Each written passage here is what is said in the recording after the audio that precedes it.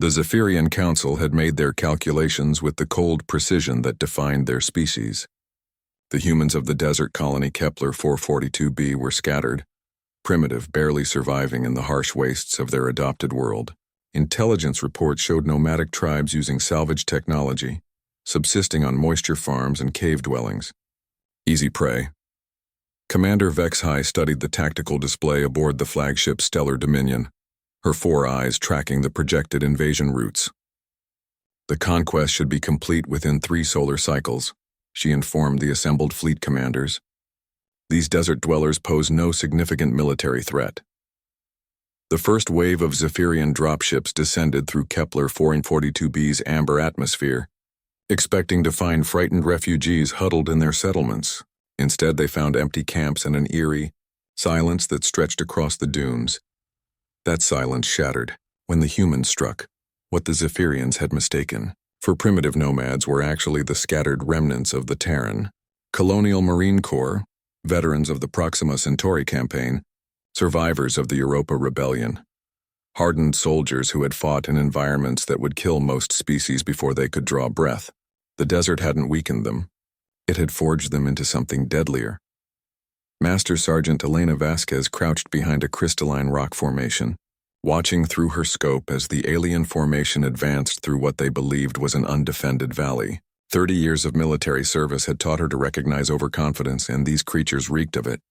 "Phoenix actual to all units," she whispered into her comm. "Enemy is in the kill box. Remember your training." The Zephyrians had studied human settlements but failed to understand human warfare.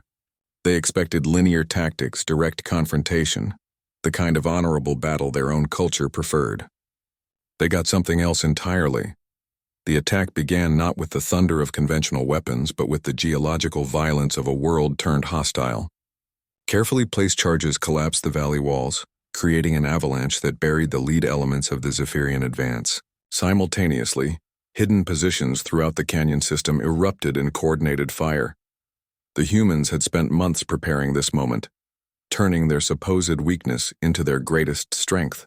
Every cave system had been mapped and connected. Every ridgeline had been surveyed and fortified. Every grain of sand had been cataloged and weaponized. Lieutenant Colonel Marcus Chen observed the battle from his command post, a network of tunnels that stretched for kilometers beneath the desert floor. His tablet displayed real-time tactical data from dozens of observation posts, painted by soldiers who had learned to read the desert like a book. "Enemy armor is bogged down in Grid 7-7, reported Corporal Yuki Tanaka from her sniper position. "Magnetic sand trap is holding them in place," Chen nodded grimly. The magnetic sand had been their innovation, iron particles mixed with the natural desert minerals activated by buried electromagnets. To the Zephyrians, it looked like ordinary terrain. To the humans, it was a perfectly disguised tank trap. But the humans' greatest weapon wasn't their technology or their preparation. It was their understanding of something the Zephyrians couldn't comprehend: asymmetric warfare. While the alien fleet focused on the main engagement, small teams of human operatives had already infiltrated their command ship, not through advanced stealth technology, but through the simple expedient of hiding in cargo containers and maintenance shafts. Staff Sergeant David Kim led his squad through the ship's ventilation system, moving with the patience of a species that had learned to hunt on a world where water was precious and mistakes were fatal. The Zephyrians prided themselves on their technological superiority, but they had never learned to fight dirty.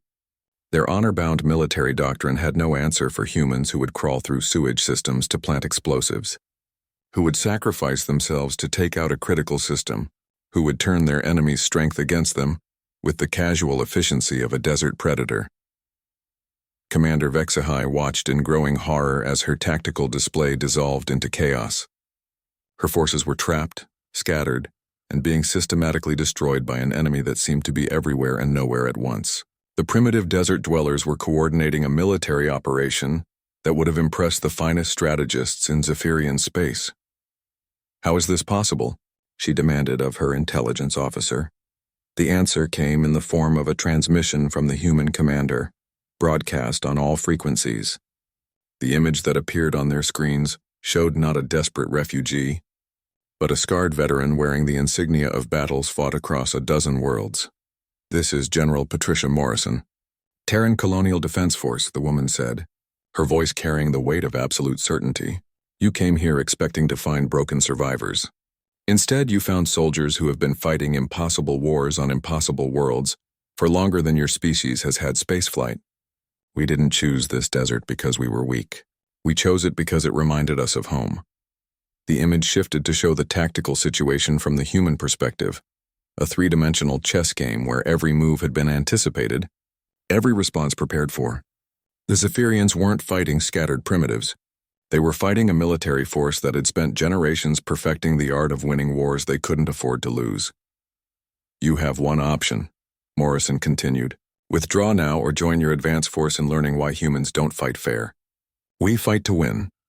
Within 6 hours, the surviving Zephyrian forces were in full retreat. Within 12 hours, their fleet had jumped to hyperspace, carrying with them a lesson that would spread throughout the galaxy. Never mistake human adaptability for weakness, and never assume that survivors are victims. The desert returned to its ancient silence, but now it held a different quality. It was no longer the quiet of the empty and abandoned. It was the watchful silence of predators who had found their perfect hunting ground. And somewhere in the depths of space, the word spread among the starfaring races. The humans of the desert worlds were not to be underestimated. They were to be feared.